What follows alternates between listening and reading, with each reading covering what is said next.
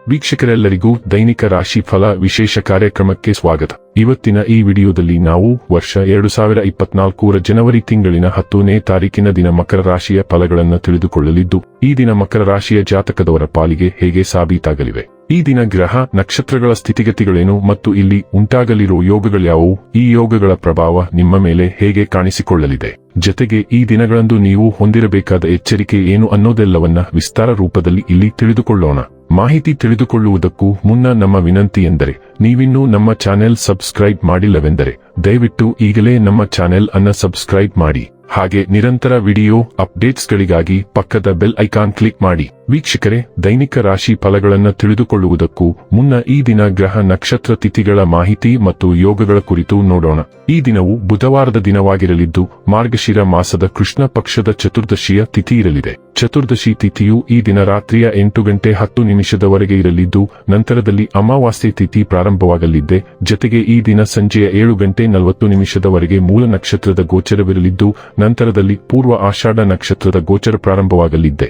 ಜತೆಗೆ ಈ ದಿನ ರಾತ್ರಿಯ 9:18 ಧ್ರುವ ಹೆಸರಿನ ಯೋಗ ಇರಲಿದ್ದು, ನಂತರದಲ್ಲಿ ವ್ಯಾಘಾತ ಹೆಸರಿನ ಯೋಗ ಪ್ರಾರಂಭವಾಗಲಿದೆ. ಇನ್ನು ಚಂದ್ರದೇವನು ಈ ದಿನ ಧನುರಾಶಿಯಲ್ಲಿ ಗೋಚರಿಸಲಿದೆ. ಅದೇ ಸೂರ್ಯದೇವನು ಈ ದಿನ ಧನುರಾಶಿಯಲ್ಲಿ ಗೋಚರಿಸಲಿದ್ದಾನೆ. ಇನ್ನು ಈ ದಿನದಂದು ಅಭಿಜಿತ ಮುಹೂರ್ತವು ಯಾವುದೂ ಇಲ್ಲ.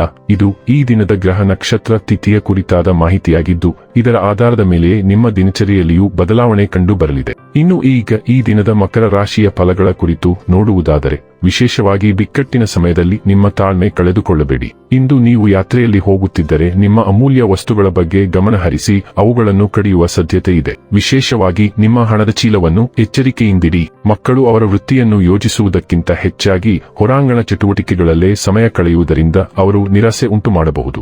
ಇಂದು ನಿಮ್ಮ ಪ್ರಿಯತಮೆಗೆ ತೀರಾ ಮಧುರವಾದಂಥದ್ದನ್ನು ಹೇಳಬೇಡಿ. ಕೆಲಸದಲ್ಲಿ ನೀವು ಉತ್ತಮ ಬದಲಾವಣೆಯನ್ನು ಅನುಭವಿಸಬಹುದು. ನಿಮ್ಮ ಮನೆಯ ಸದಸ್ಯರು ಇಂದು ನಿಮ್ಮೊಂದಿಗೆ ಅನೇಕ ಸಮಸ್ಯೆಗಳನ್ನು ಹಂಚಿಕೊಳ್ಳುತ್ತಾರೆ.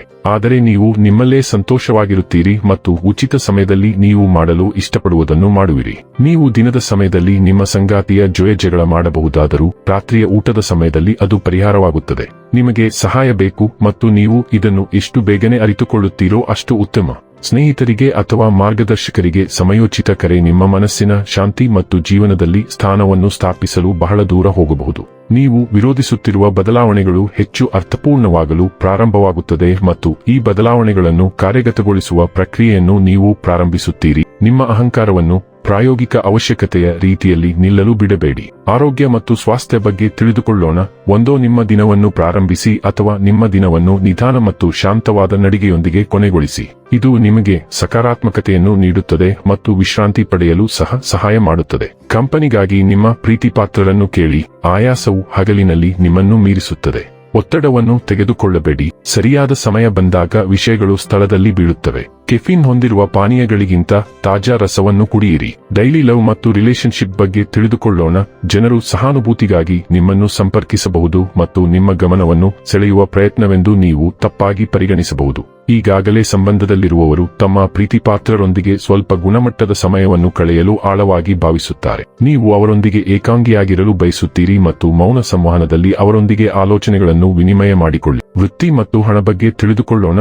ನಿಮ್ಮ ತಾಳ್ಮೆ ಮತ್ತು ನಿಮ್ಮ ಕರ್ತವ್ಯ ಮತ್ತು ಜವಾಬ್ದಾರಿಯ ಪ್ರಜ್ಞೆಯು ನಿಮ್ಮ ಹಾದಿಯಲ್ಲಿರುವ ಎಲ್ಲಾ ಅಡೆತಡೆಗಳನ್ನು ಜಯಿಸಲು ಇಂದು ಬಹಳ ದೂರ ಸಾಗುತ್ತದೆ. ನೀವು ಕೆಲಸದಲ್ಲಿ ಶಾಂತ ವಾತಾವರಣವನ್ನು ಕಾಪಾಡಿಕೊಳ್ಳಲು ಬಯಸಿದರೆ ಇಂದು ವಿವಿಧ ಸಂದರ್ಭಗಳಲ್ಲಿ ಹಾಸ್ಯವನ್ನು ನೋಡುವ ನಿಮ್ಮ ಸಾಮರ್ಥ್ಯವನ್ನು ನೀವು ಖಂಡಿತವಾಗಿ ಬಯಸುತ್ತೀರಿ. ದಿನದ ಅಂತ್ಯದ ವೇಳೆಗೆ ಗಂಭೀರ ಆರ್ಥಿಕ ಲಾಭಗಳ ಅವಕಾಶವಿದೆ. ಇನ್ನು ಕೊನೆಯದಾಗಿ ಈ ದಿನ ಮಾಡಿಕೊಳ್ಳಬೇಕಾದ ಉಪಾಯಗಳ ಕುರಿತು ನೋಡುವುದಾದರೆ, ಹಾಲು, ಮೊಸರು, ತುಪ್ಪ, ಬಿಳಿ ಹೂವುಗಳ ದಾನ ಮಾಡುವವರಿಂದ ಆರೋಗ್ಯ ಉತ್ತಮವಾಗಿರುತ್ತದೆ. ವೀಕ್ಷಕರೇ, ಇದಾಗಿತ್ತು ಮಕರ ರಾಶಿಯ ಜಾತಕದವರ ದೈನಿಕ ರಾಶಿ ಫಲದ ಮಾಹಿತಿ ಇಷ್ಟವಾದರೆ ವಿಡಿಯೋವನ್ನು ಲೈಕ್ ಮತ್ತು ಶೇರ್ ಮಾಡಿ. ಹಾಗೆ ಚಾನೆಲ್ ಸಬ್ಸ್ಕ್ರೈಬ್ ಮಾಡುವುದರ ಜೊತೆಗೆ ನಿರಂತರ ವಿಡಿಯೋ ಅಪ್ಡೇಟ್ಸ್ಗಳಿಗಾಗಿ ಪಕ್ಕದ ಬೆಲ್ ಐಕಾನ್ ಕ್ಲಿಕ್ ಮಾಡಿ.